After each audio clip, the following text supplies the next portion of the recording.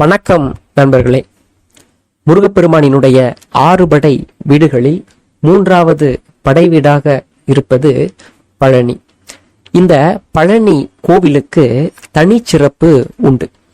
இங்கு இருக்கக்கூடிய முருகப்பெருமான் தன்னை நாடி வரக்கூடிய பக்தர்களுக்கு ஞானத்தையும் செல்வத்தையும் வாரி வாரி வழங்கக்கூடிய ஒரு வள்ளலாக இருக்கக்கூடிய ஒரு ஆலயம் இந்த பழனிமலை. இந்த பழனியிலே கோவில் கொண்டிருக்கக்கூடிய இந்த முருகப்பெருமான் தன்னுடைய பக்தர்களுக்கு அனுதினமும் அவர்களோடு இருந்து அவர்களை காத்து வருகிறார். இந்த பழனிக்கு இன்னொரு ஒரு தனித்துவமான ஒரு சிறப்பு இந்த கோவிலுக்கு உண்டு. அது என்ன அப்படின்னா, இந்த பழனி மலைக்கு இன்னொரு பெயர் உண்டு, ஒரு பழமையான பெயர். அது என்ன அப்படின்னா திரு ஆவினன்குடி. இந்த திரு ஆவினன்குடி அப்படிங்கிறது தான் இந்த கோவிலினுடைய பழைய பெயராக இருந்தது. பின்னாடி இந்த மலைக்கு பெயர் பழனி அப்படிங்கிறதுனால அதுவே மருவி இந்த கோவிலும் பழனி கோவில் அப்படின்னு மருவி வந்திருக்கிறது. இப்ப திரு ஆவினன்குடி அப்படின்னா என்ன அர்த்தம் அப்படிங்கிறத நாம இப்ப பார்க்கிறோம். திரு என்பதற்கு லட்சுமி என்று பொருள். செல்வத்தை எல்லாம் தன்னுடைய பக்தர்களுக்கு வாரி வாரி வழங்கக்கூடிய அந்த பெருமாளினுடைய மனைவியாக இருக்கக்கூடிய திருமகளான லட்சுமி. அடுத்ததாக ஆ அப்படின்னா அது காமதேனுவை குறிக்கக்கூடியது. கேட்டதையெல்லாம் கேட்பவர்களுக்கு கொடுக்கக்கூடிய ஒரு வல்லமை படைத்ததாக நாம் வணங்கக்கூடிய காமதேனு, அதுதான் இந்த ஆ அப்படிங்கிறதுக்கு ஒரு பொருள். அடுத்ததாக இனன் அப்படின்னு சொன்னா சூரிய பகவான் என்பது ஒரு பொருள். அப்போ திரு ஆயினன் குடி அப்படின்னா செல்வத்தை வாரி வழங்கக்கூடிய லட்சுமி தேவியும், கேட்டதையெல்லாம் கொடுக்கக்கூடிய காமதேனுவும், சூரிய பகவானும் தங்களுடைய செல்வங்கள் அனைத்தையுமே இந்த முருகப்பெருமானுக்கு தந்து இங்கு கோவில் கொண்டிருக்கக்கூடிய முருகப்பெருமானை வழிபட்ட தலம் இந்த திரு ஆவினன்குடி. முருகப்பெருமானை ஆண்டியாகத்தான் நாம எல்லாருமே பார்க்கிறோம். பழனி கோவில் இருக்கக்கூடிய முருகப்பெருமான் ஆண்டியாக இருக்கிறார். அவருக்கு செல்வமே கிடையாது. அங்க போயிட்டு நாம அந்த ஆண்டியாக இருக்கக்கூடிய முருகனை பார்த்தால் நம்மையும் ஆண்டியாக்கி விடுவார் அப்படின்னு சொல்லப்படக்கூடிய ஒரு மூட நம்பிக்கைகள் பல பக்தர்கள் கிட்ட இருக்கிறது, இன்றைக்கும் இருக்கிறது. அப்படிங்கிறது ரொம்ப ஒரு வருத்தமான விஷயம். முருகப்பெருமான் செல்வத்திற்குரிய அதிபதியாக இந்த பழனிமலையிலே இருக்கிறார், இன்னமும் இருக்கிறார். இந்த பழனிமலை கோவிலுக்கு சென்றால் நமக்கு என்ன நடக்கும் அப்படின்னு சொன்னா, கண்டிப்பாக ஞானம் கிடைக்கும். ஞானம் என்றால் அறிவு. அறிவு இல்லாம இந்த உலகத்திலே நம்மளால வாழ முடியுமா?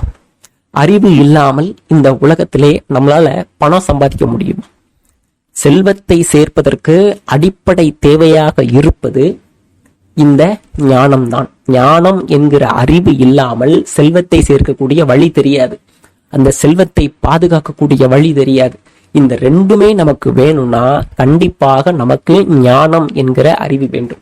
அந்த ஞானத்தை வழங்கும் ஞான பண்டிதனாக முருகப்பெருமான் கோவில் கொண்டிருக்கக்கூடிய இடம் இந்த பழனிமலை. இங்கு இருக்கக்கூடிய முருகப்பெருமானிற்கு ராஜ அலங்காரம் அப்படின்னு ஒண்ணு நடக்கக்கூடியதை நாம கேள்விப்பட்டிருக்கிறோம். வேறு எந்த முருகன் கோவில்லையுமே முருகப்பெருமானுக்கு ராஜ அலங்காரம் அப்படிங்கிறதே கிடையாது. இந்த பழனிமலையில மட்டும்தான் முருகப்பெருமானுக்கு ராஜ அலங்காரம் நடக்கிறது. இந்த கோவிலே ஆண்டி தரிசனம், ராஜ அலங்காரம் அப்படிங்கிறது மாத்தி மாத்தி இந்த கோவில நடக்கிறதுக்கு இன்னொரு ஒரு காரணமும் உண்டு. பொதுவாக பணம் இல்லாம, செல்வம் எதுவுமே இல்லாம ஏழையாக இருக்கக்கூடியவர்களை ஒரு மட்டமான நிலையிலே வைத்து பார்க்கக்கூடிய ஒரு வழக்கம் உண்டு, பல பேர்கிட்ட உண்டு.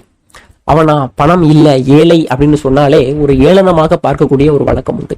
அதே போல பணக்காரன், ஒரு கோடீஸ்வரன், செல்வத்திற்கு அதிபதியாக இருக்கிறார் அப்படின்னா அவர் மேல ஒரு தனிப்பட்ட முறையில ஒரு மரியாதையும் வர்றதையும் நாம பார்க்கிறோம். இதனை இங்கு இருக்கக்கூடிய முருகப்பெருமான் உணர்த்துகிறார். நொடிக்கு நொடி நம்மளுடைய வாழ்க்கை மாறும். இன்று ஏழையாக இருக்கக்கூடியவன் நாளை பணக்காரனாக மாறுவான். இன்று ஆண்டியாக இருக்கக்கூடியவன் நாளையே ராஜாவாக மாறுவான். அதனால எப்பொழுதுமே மனிதனுடைய வாழ்க்கையினை நாம் புரிந்து கொள்ள வேண்டும் அப்படிங்கக்கூடிய ஒரு உயர்ந்த தத்துவத்தை முருகப்பெருமான் விளக்குகிறார். அது மட்டும் இல்லாம ஆண்டியாக இருக்கக்கூடிய நீ என்னை தேடி வந்து என்னை சரணடைந்ததால் நான் உன்னை ராஜாவாக மாற்றுவேன் அப்படிங்கக்கூடிய ஒரு பக்குவத்தையும் முருகப்பெருமான் தன்னுடைய பக்தர்களுக்கு கொடுக்கிறத நாம பார்க்கிறோம். அப்ப எல்லாருமே ராஜாவா ஆகிறாங்களா? கோவிலுக்கு போகக்கூடிய எல்லாருமே ராஜாவாக ஆகிவிடுகிறார்களா? எல்லாருமே செல்வத்திற்கு அதிபதியாக ஆகிவிடுகிறார்களா? எல்லாருமே செல்வத்தை அதிக அளவிலே பெற்று விடுகிறார்களா அப்படிங்கக்கூடிய ஒரு கேள்வி வரும். இதற்கு என்ன பதில் அப்படின்னா, இந்த கோவில் இருக்கக்கூடிய முருகப்பெருமான் பக்தர்களுக்கு ஞானத்தை வழங்குகிறார் அப்படின்னு நான் சொன்னேன். அப்போ நம்மை ராஜாவாக மாற்றுவார் அப்படின்னா நமக்கு நம்மை ராஜாவாக மாற்றுவார். அதாவது தெளிவற்ற சிந்தனையில் இருக்கக்கூடிய பக்தர்களை அவர்களுக்கு ஞானத்தை தந்து அவர்களை ராஜாவாக மாற்றுவார். செல்வத்தை கொடுப்பாரு அப்படின்னா அதுல சந்தேகம் இல்லை, கண்டிப்பா கொடுப்பாரு. ஆனால் நம்மளுடைய உழைப்பு மிக அதிகமாக அதில் இருக்க வேண்டும். பழனி கோவில்களுக்கு சென்று அங்கு இருக்கக்கூடிய முருகனை தீவிரமாக வழிபட்டு விட்டு அதற்கு பிறகு நாம் எடுக்கும் முயற்சிகள் அத்தனையிலையும் அந்த முருகப்பெருமான் உடன் இருந்து நம்மை பாதுகாப்பார். நாம் செய்யக்கூடிய அத்தனை முயற்சிகளையுமே அவர் வெற்றியாக்கி கொடுப்பார். ஆனால் முயற்சி எடுக்க மாட்டேன், நான் கோவிலுக்கு மட்டும் வந்துட்டேன், அதனால என் வாழ்க்கை உயர வேண்டும் அப்படின்னு நினைச்சீங்கன்னா கண்டிப்பாக உங்கள் வாழ்க்கை ஒரு அணு அளவேனும் அது உயராது அப்படிங்கிறதை நாம புரிஞ்சுக்கிறோம். முருகப்பெருமானை நினைத்து நாம் செய்யக்கூடிய காரியங்களிலே யாமிருக்க பயமேன் என்று அவர் துணை செய்வார். அது உறுதியான ஒரு நம்பிக்கையாக இந்த கோவில்ல இருக்கிறது. பழனி கோவிலுக்கு போனா முடிந்தவர்கள் அந்த கோவில்ல பழனியிலே இருக்கக்கூடிய ஆண்டி தரிசனத்தையும் பார்க்கணும், அதே நேரத்துல ராஜ அலங்கார தரிசனத்தையும் நாம பார்க்கணும். ரெண்டையுமே பார்க்கறது விசேஷம்.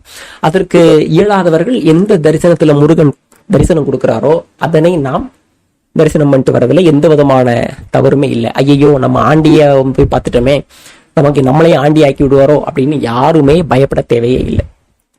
ஆண்டியில் இருக்கக்கூடிய தரிசனத்தை பார்த்தால் உங்களுக்கு ஞானமும் செல்வமும் கிடைக்கும். நம்மளுடைய திருப்திக்காக அங்கு பகவான் பல்வேறு ரூபங்கள்ல அவர் காட்சி கொடுக்கிறத நாம பார்க்கிறோம். அதனால இந்த பழனிமலை கோவிலில் இருக்கக்கூடிய முருகப்பெருமானை அனுதினமும் வழிபட்டு அவருடைய பேரருளை பெறுவோமாக. நன்றி.